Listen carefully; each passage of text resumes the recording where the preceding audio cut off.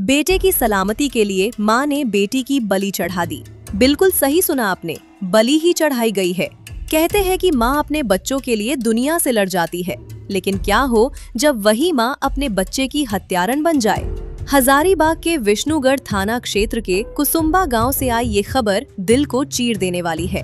12 से 13 साल की एक मासूम बच्ची, जिसे मां की गोद में सबसे ज्यादा सुरक्षित होना चाहिए था, उसी मां ने अंधविश्वास के अंधेरे में धकेलकर मौत के हवाले कर दिया। ये कोई फिल्मी कहानी नहीं है, बल्कि 24 मार्च 2025 को रामनवमी की रात को घटी असली वारदात है। आइए आपको पूरा मामला विस्तार से बताते हैं। हजारीबाग जिले के विष्णुगढ़ थाना अंतर्गत कुसुम्बा गांव में रेशमी देवी नामक महिला रहती थी। उसका 16 वर्षीय बेटा मानसिक और शारीरिक रूप से बीमार था। इस बीमारी से परेशान होकर रेशमी देवी अक्सर गांव की ही एक महिला शांति देवी के पास जाती थी, जिसे लोग भक्तिनी या भक्तिनी कहते थे। शांति देवी तांत्रिक विद्या का दावा करती थी और गांव में झाड़ फूक का काम करती थी। धीरे धीरे भक्तिनी ने रेशमी देवी को यकीन दिला दिया कि उसके बेटे की बीमारी किसी देवास यानी भूत के प्रकोप के कारण है। उसने कहा कि बेटे को पूरी तरह ठीक करने के लिए एक कुंवारी लड़की की बलि देनी होगी, और वह कुंवारी लड़की कोई और नहीं बल्कि रेशमी देवी की अपनी छोटी बेटी होनी चाहिए। यकीन करना मुश्किल है, लेकिन रेशमी देवी ने इस भयानक बात को मान लिया। 24 मार्च को रामनवमी की अष्टमी तिथि थी। पूरा गांव मंगला जुलूस और त्योहार में मशगूल था। रात करीब 9:30 बजे रेशमी देवी अपनी मासूम बेटी को लेकर भक्तिनी शांति के घर पहुंची। उसके साथ गांव का ही एक शख्स भीमराम भी था, जो रेशमी देवी का प्रेमी बताया जाता है। पूजा के लिए भक्तिनी ने 251 रुपए चढ़ाने को कहा था, लेकिन रेशमी देवी ने सिर्फ 20 रुपए ही दिए। भक्तिनी के घर में स्थित मनसा देवी के मंदिर में तांत्रिक पूजा शुरू हुई। बच्ची को वहां लिटा दिया गया। भक्तिनी ने बच्ची के माथे पर सिंदूर लगाया, आंखों में काजल लगाया और प्रसाद के रूप में एक इलायची का दाना खिलाया। इसके बाद उसे बांसवड़ी नामक स्थान पर ले जाया गया, जहां भक्तिनी अपना तांत्रिक अनुष्ठान करती थी। वहां पहले से सफेद प्लास्टिक बिछा रखा था। बच्ची को उस प्लास्टिक पर लिटा दिया गया। भक्तिनी के हाथ में बांस का एक डंडा था। वह डंडे को बच्ची के शरीर के चारों ओर घुमाने लगी और अचानक झूमते हुए बोली, देवास आ गया है, इस कुंवारी का खून चाहिए। इसके बाद जो हुआ वह हैवानियत की सारी हदों को पार कर गया। भक्तिनी के इशारे पर भीमराम ने बच्ची का गला दबा दिया और रेशमी देवी ने अपनी ही बेटी के दोनों पैर जमीन पर दबा लिए। बच्ची छटपटाने लगी, लेकिन तीनों ने उसे रिहा नहीं किया। जब बच्ची की मौत हो गई, तब भी उनकी क्रूरता थमी नहीं।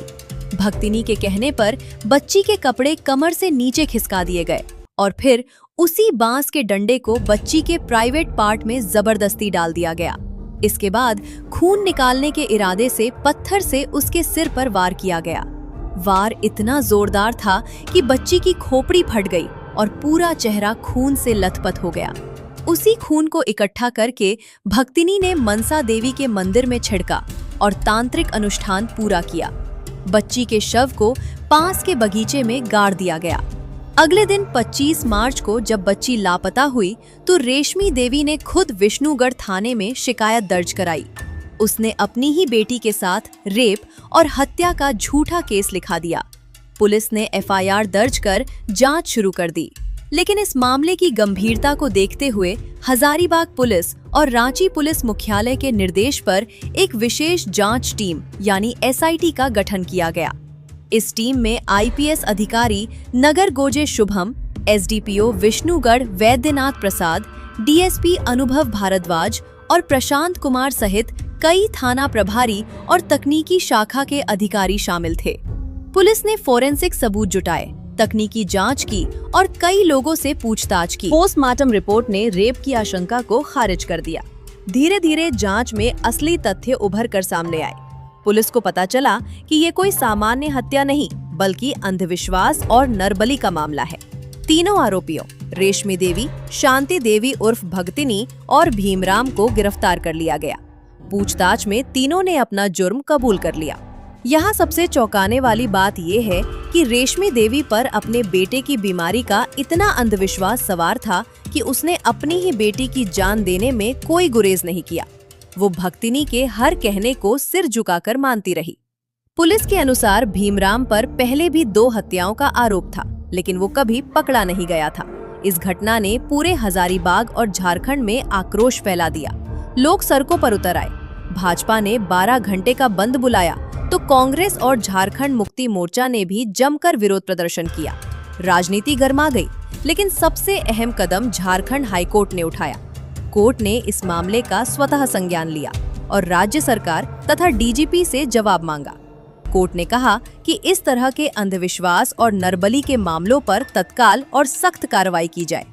राष्ट्रीय महिला आयोग ने भी 3 सदस्यीय जांच टीम बनाकर पूरे मामले की छानबीन शुरू कर दी। याद रखिए, अंधविश्वास, झाड़ फूक और तंत्र मंत्र के नाम पर किसी की जान लेना या किसी को नुकसान पहुंचाना सीधा अपराध है। किसी भी भक्त, तांत्रिक या ऐसे दावे करने वाले व्यक्ति पर आंख बंद करके भरोसा ना करें।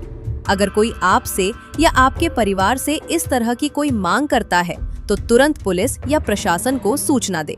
बीमारी का इलाज डॉक्टर करता है, अंधविश्वास का इलाज कोई नहीं कर सकता। अपने परिवार, खासकर बच्चों को ऐसे अंधविश्वासों से दूर रखें। एक छोटी सी सतर्कता और समझदारी किसी मासूम की जान बचा सकती है। फिलहाल तीनों आरोपी न्यायिक हिरासत में हैं। पुलिस जल्द ही चार्जशीट दाखिल करेगी और कठोरतम सजा की मांग करेगी। लेकिन जब तक समाज में सोच नहीं बदलेगी, ऐसी घटनाएं बंद नहीं होंगी। अगर आपको यह वीडियो महत्वपूर्ण लगा तो इसे लाइक और शेयर जरूर करें। हमें सब्सक्राइब करें ताकि ऐसी सच्ची और जागरूक करने वाली खबरें आप तक पहुंचती रहें। सतर्क रहें, जागरूक रहें। नमस्कार।